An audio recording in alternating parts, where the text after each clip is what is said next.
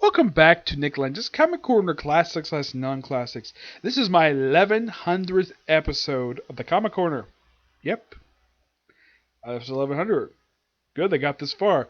This is also the 994th Doubleshot. Now, what am I going to review for this one? How about the first two of 4 volumes for Essential Marvel 2-in-1? Yep. You're probably thinking, wait, you mean the book that came out a few years ago, at least about a year or two ago, by Chip Zdarsky? No, this book is not that book. This is the original book. Now, you're probably thinking, because you're probably looking at the thing like, wait, what's with the book? Did you buy like this? No. Believe it or not, I've had this book now for over 10 years, and I've never actually reviewed it before. Yes, this original book, kind of like the modern day book, is mostly a Think Team book. And this book here is part of the Essential Marvel line, basically the sister imprint to the Showcase Presents books. Yep, this is basically all about the Think Team with various characters. Now, this is the first book. This book has Marvel Feature 11 to 12, the first 20 issues of the series, 22 to 25 in the first annual. Marvel Team 47, Fantastic Four, and number 11. Now, you're probably asking yourselves, okay, first of which, what is Marvel Feature? What kind of series is that? Well, it was essentially put a tryout series when I read. I read pretty much the whole thing of the original run.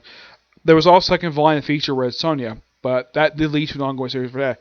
Yeah, much like how Brave and Bold basically tried the concept of a tryout series, same thing with the series Showcase, the comic book, not the Showcase Presents trades.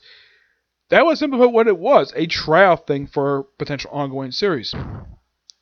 The first 3 issues featured Defenders, which that basically led to success to them launching a 152-issue volume with that one annual. Yep, with various writers in the book. Then we have, for issues 4 through 10, we have Hank Pym, aka Ant-Man, having his second ever solo feature in the book. That one ended, he went back to Avengers. Yeah, that's kind of a strange thing with Hank Pym. A lot of the time, Marvel loved keeping the Avengers book. He could never have his own solo book. Like, after his own solo run, it's like, that one time was his only other shot he had, because any other time, he just hangs out in the Avengers. That's all he does. Yep, and of course, the last couple issues is, simply put, set up with the Thing Team-Up series, Marvel 2-in-1. Yep. Now, as for where's issue 21, well, there's a reason why it's not in here. I initially thought for when I first heard about this book that it's not in here because it's a reprint. Yeah, it's happened a few times where they'll include a book because of a reprint. But that's not the reason why. There's actually a legal reason why the issue's not in here. Because in issue 21 of this very series, the Think Teams are with Doc Savage. Yeah, that's not a joke. And if you're wondering, why can't Marvel put that in here? Because, for one, they have no legal right to publish it at all, because if they do, they probably face a lot of lawsuits from Dynamite, the company that does have the right to publish the character. They also cannot publish issue 99 of the book because that featured Ron the Space Knight. Yeah, that's not a joke. Ron the Space Knight. Yep, and basically we have now as for the 11, that was simply a cross up with the first day of Marvel 2-in-1. Yeah, that's the stuff behind that. Now the writers of this series are quite interesting. A lot of you may have heard of these writers. People like Lee Wein, Mike Bedrick. That's not a really big name. He is responsible for creating the original Ghost Rider, not the Flaming Skull one, basically the one who became the Phantom Rider. Steve Gerber, who wrote a lot of these issues, along with Chris Claremont, Roy Thomas, Bill Mantlo, Roger Schiffler, not really a big name. Let's see, there was Jim Shooter, got a chance to make a couple issues. The artwork, basically, at first, for the Marvel feature books, it was Jim Starlin. And you guys have Gil Kane, Sal Buscema, who drew it for a good period of time, George DaCosta, Bob Brown, Herb Temple, Ron Wilson. I met this guy for that person. Let's see. Yeah, Mark Wolfman got a chance to write it. Murray Servant, that's pretty much it. Yeah, he basically just teams with various characters. For Marvel feature number 11, he teams up with the Hulk one of two times. He does it. He does also the main book as well. But the whole point of the whole thing happens in this story is just you have the Hulk and the Thing fight each other because the leader and some other villain who's not Fantastic Four villain team up have these two fight each other, and that's simply it. Then you have a team with Iron Man. Yes, Iron Man, which of course they fight the Blood Brothers. Now you're probably thinking, who the heck are the Blood Brothers? Well, they're Jim Starlin creation. They first appeared back in Marvel Iron Man number 55, which they mentioned in here. Which Thanos appears in here as well. Yeah, flashback. Yeah, of course. Iron Man, of course, in case you're wondering about his attire, his armor, that's actually, I believe it's a Mark IV armor he wore for several years. Yeah, armor he wore for several years. Yeah. Yeah. But you want to also teams with him. In the first issue of the main ongoing series, which is back over here, he teams with frickin' Man-Thing. Yes, Man-Thing. And he fights him over his name. Yeah, that was the reasoning for that. And them taking on some old obscure villain. You also see him with the Submariner. That was interesting. And the Submariner, in case you're wondering about his attire, yeah, this is attire. Yeah, he wore this for a brief period of time. It was a short-lived alternate attire to his green Speedo he was known for wearing. He didn't wear it for very long, and then he just stopped wearing it for some reason. And what was the whole point of the issue? Starts off introducing the character Wanderer, a character who was a recurring character in this book that for a while there was a saga about him, and they used another character who they slowly develop in the book, and doesn't really go much anywhere.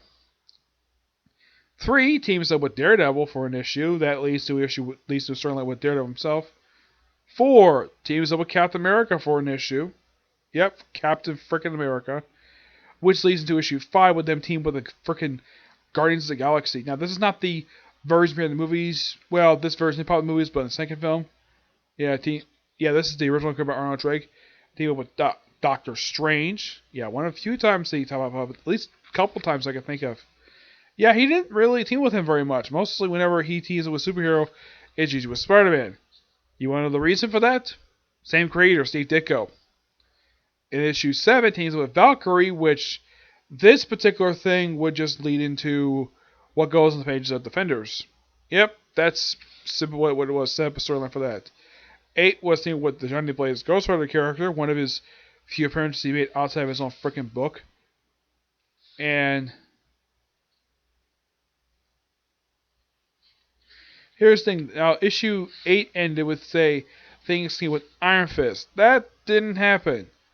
He ends stamp with Thor. Yeah, this actually has happened a couple of times. I would look basically where they tease him with this one character, and he ends up teaming with a completely different one.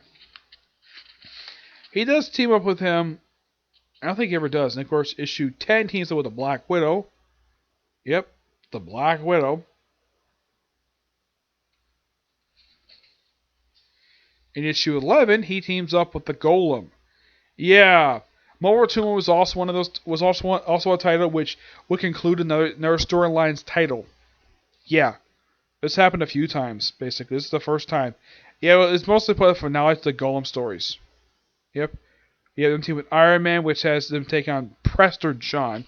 Yeah, he's no Fantastic Four villain who, after this, popped up in the pages of Defenders to, well, kind of wrap up the Avengers Defenders storyline.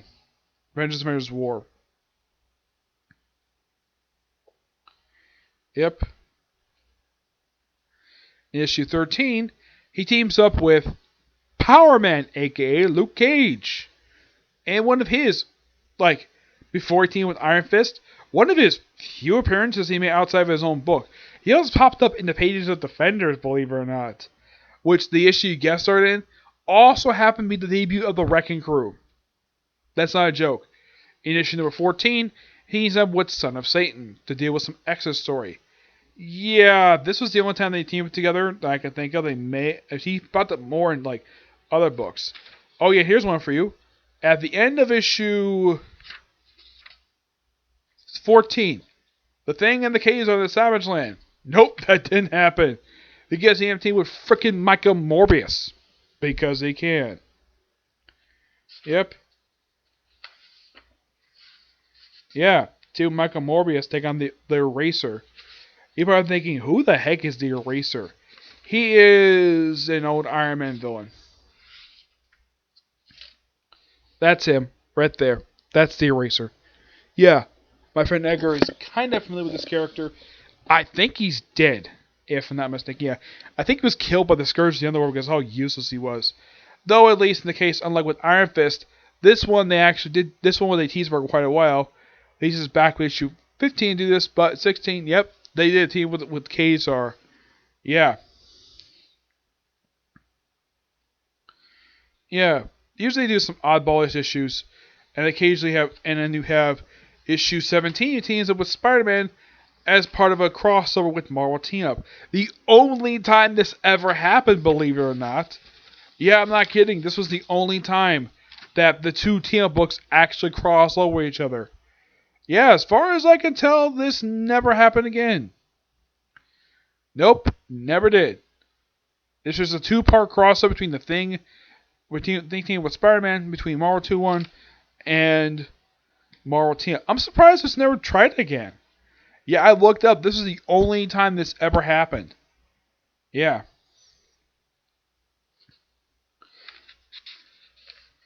And here's the Marvel Team Up issue. One thing interesting though about Marvel Team Up, this one actually would reference up in the Amazing Spider-Man book, or at least in Spectacular Spider-Man, which was published not long after this was, where they reference them in that book, so you have a pretty good understanding what the heck they're talking about. That's one thing I love about these two series. Always so good. Basilisk, I believe this was his second appearance he made. He made his first appearance, I think, was in Marvel Team Up number 18.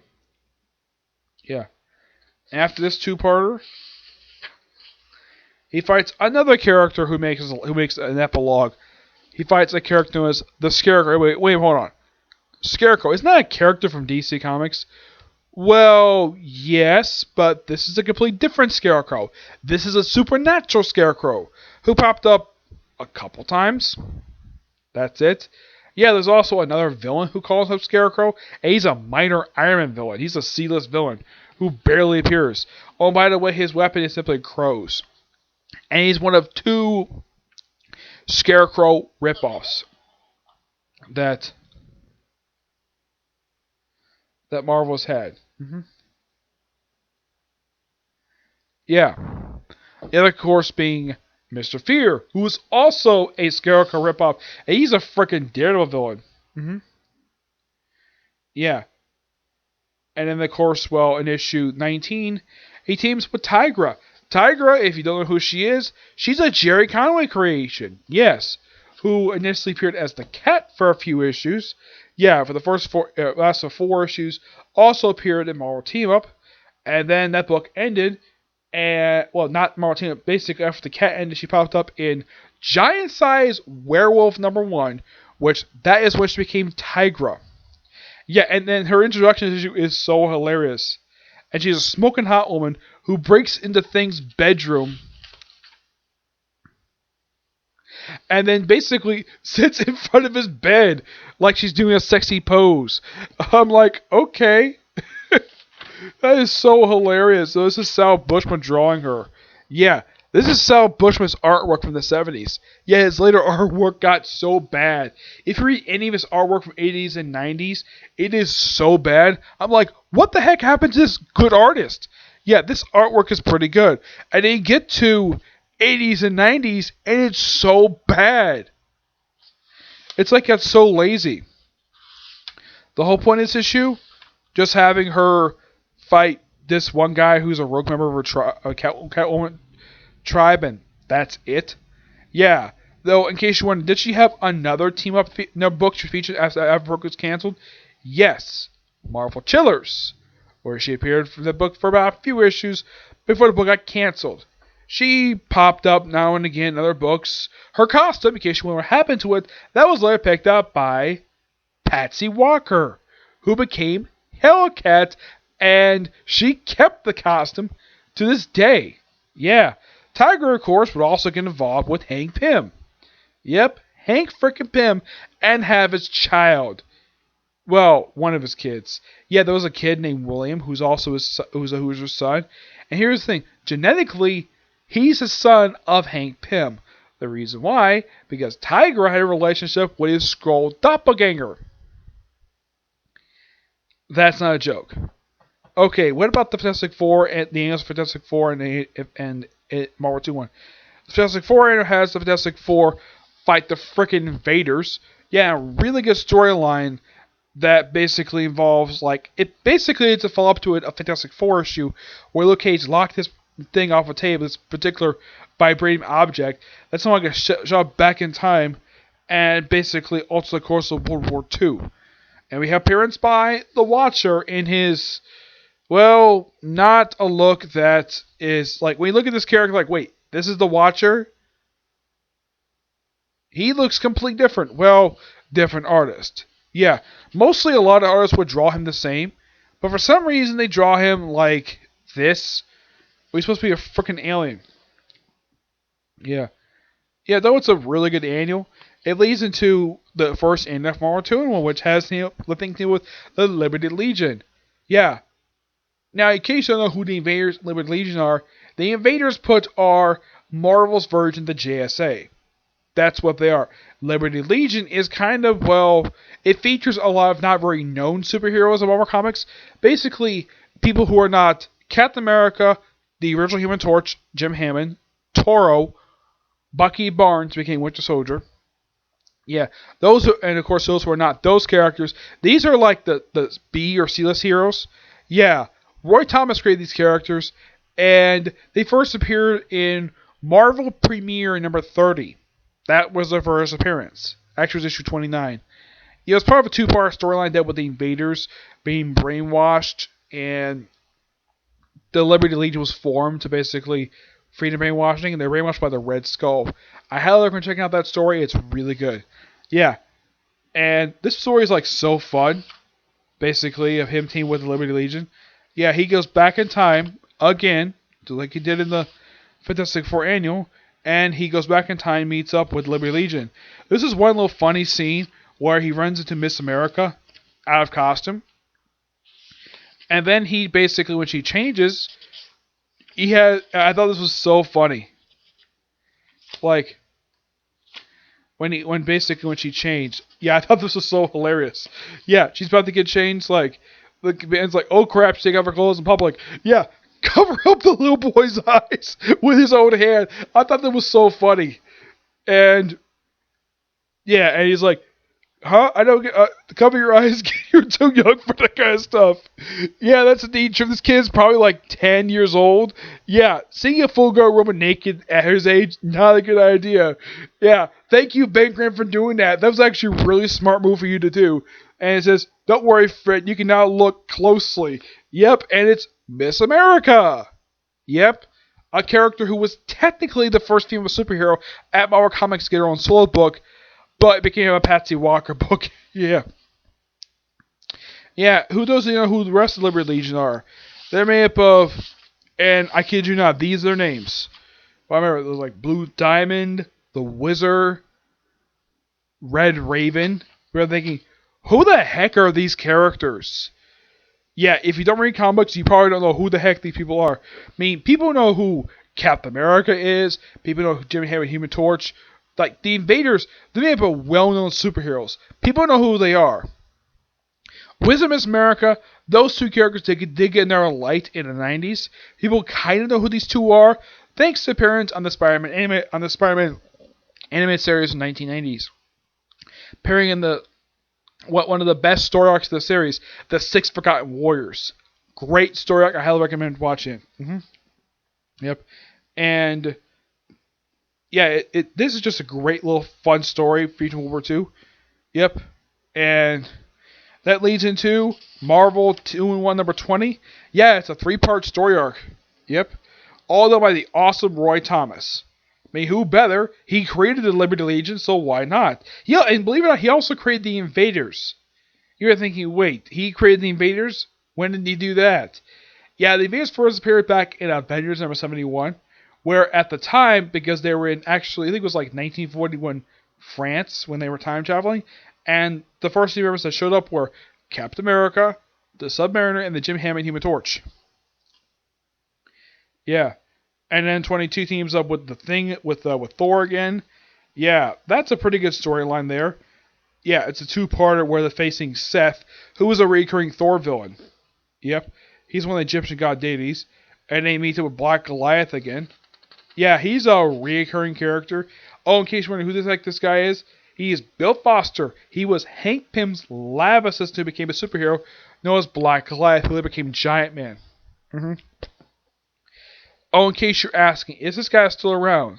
The answer is no, he isn't. You want to know why? Because he got killed by a clone of Thor in Civil War 1, I believe it was number 5, I think it was. And one of the most stupidest deaths, it's one of the most controversial deaths of recent memory. Because it's a death that was completely unnecessary. And all it did was have his nephew become a superhero. That led to nothing. He tried to have his revenge against Iron Man for creating the Thor clone. But nothing happened. By the way, who did beat up Iron Man for creating Thor clone? Why, Thor himself. Yeah, he beat the living crap out of Iron Man in Thor number 3 by JMS. But he was more upset over the creation of the Thor clone than over the death of Bill Foster. Yep. Bill Foster himself will occasionally appear in this book, though the Thing would not know he became an actual superhero until later. Yeah. And then finally, issue 25, he teams with Iron Fist finally. Something they teased back in issue, 9 for some reason. They delayed it here. Why the heck they moved it, I have no idea. And just simply deal with, it's one of Iron Fist's few appearances outside of his own book. But it's a great little Iron Fist story. Guest star in the Thing. But yeah, great book. Give this book a 10 out of 10. Really good book to read. I do recommend it. You probably would not, some people may not like the whole black and white concept, but I like it. I do, because I thoroughly enjoy it. Now moving on to Volume 2, which has issues 26, 52, and annuals 2 and 3. In case you remember the cover, that's from issue 50.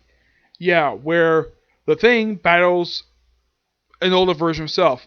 And the back is from the second end of the series, which is done by Jim Starlin. Yeah, where the Thing teams with Spider-Man taking on frickin' Thanos. Yep. And this book teams with the following characters. I mean, aside from Captain America and Daredevil, he also teams with the Black Panther, Moon Knight, yes, Moon Knight issue 52, Spider-Man for a few issues. Yeah, the Spider-Man issues, that actually happened just after her debut appearance. He popped up here for a few issues before eventually getting her own ongoing series, which lasts for 50 issues, and then got cancelled. And then she got her plot that got up page Avengers, and then she lost her powers for a long period of time. She did appear popping up as a supporting character in Wolverine stories. Eventually, basically gained back her powers. Yep. Now, the writers of this book are quite interesting. A lot of these issues are written by Marv Wolfman. He writes issues 26 through 38.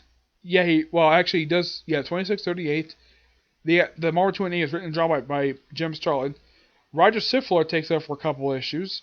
And you have David Kraft, Ralph Mencho, great writer. Highly recommend checking out the guy's work.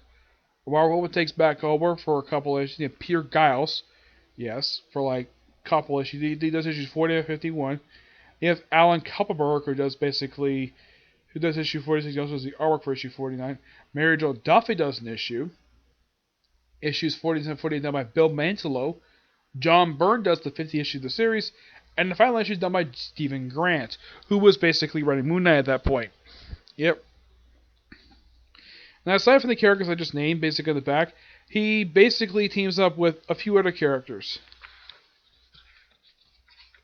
He also teams up with Nick Fury a few times in here, he also teams up with frickin' Deathlock and the Submariner again. He teams up with Shang-Chi. That was really amazing. Yep. Let's see.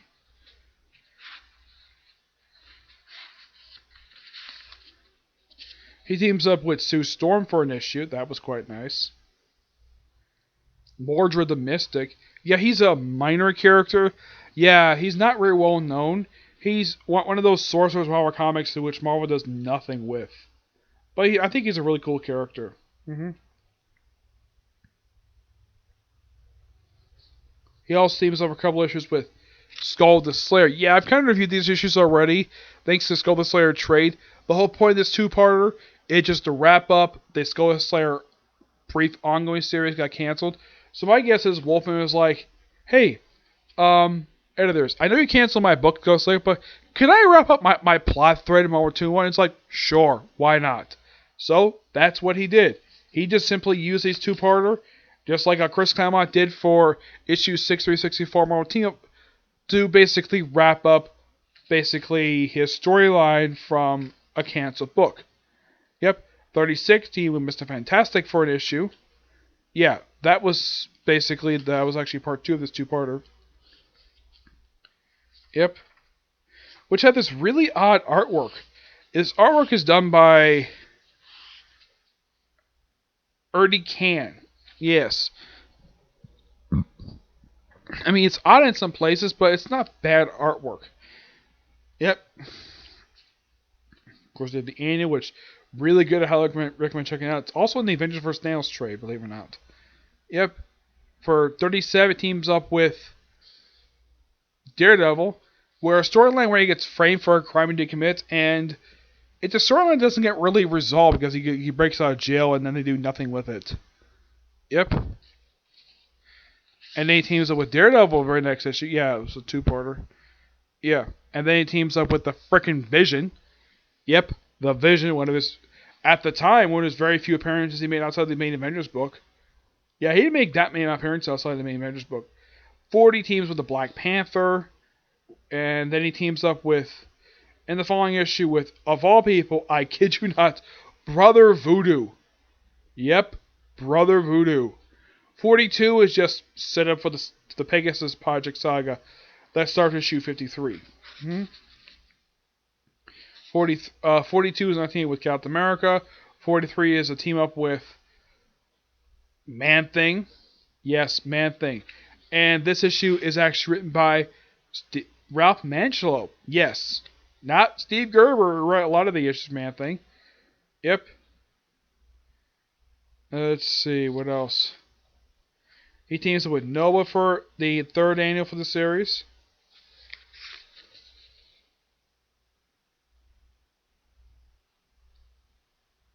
Let's see. For issue 45, he teams up with the original Captain Marvel, Marvel. Yeah. 46, rematch with the Hulk. Yeah, second time he teamed with the Hulk for an issue. 47, the Yancey Street Gang. And they never reveal who these people are in this issue. Nope, they're always in silhouettes. Don't know who these people are. I guess the writer probably thought, hey, why the heck not?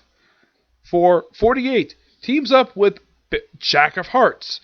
And this is really cool about this issue.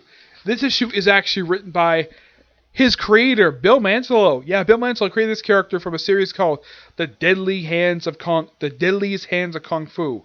Great series, and he made his debut there, along with the original White Tiger, Hector Alvarez, and the sons and daughter of White Tiger. Yeah, great character. I mean, you're probably thinking, wait, who in the world is this character? And has he made any recent appearances? Well, his last known appearance to date I can think of was Marvel's Zombie Supreme, where he was resurrected. Yeah, and here's the thing. The other time he was noteworthy aside from that book was when he died. And then he blew up, killing Scott Lang in Avengers 500, setting off the Avengers Assemble storyline. We also get guest appearance by Machine Smith in his human form. Yeah, you probably feel Machine Smith thanks to his supporting character role in the pages of Astonishing Ant-Man. He made occasional appearances since then. Great character. In 49, another team up with Doctor Strange. Mostly to deal with the plot from his book. Of course, 50, team with the Thing. For 51, teams up with various characters. The Beast, Miss Marvel, Nick Fury, and Wonder Man, in a great homage to Avengers number 4, which had Captain America joining the roster. Yep, and 52 was team up with Moon Knight to take on Crossfire. Now, some of you may be asking, who the heck is Crossfire? He's the cousin of the character Darren Cross. I'm thinking, Darren Cross. That sounds so familiar. Isn't that this also the same character from the Ant-Man movie? Yes, but different version of the character. This book I also give a 10 out of 10. It's really good. I highly recommend checking out Marvel 2 It's really good. These types of books are also really good to read as well because I like it. It's really enjoyable to read. So yeah, that's it for this particular review. Stay tuned for my reviews for Case Closed. First one talking about the newest episode of the series, and then talk about the 19th film of the series, okay? See you next film. Next video. Bye.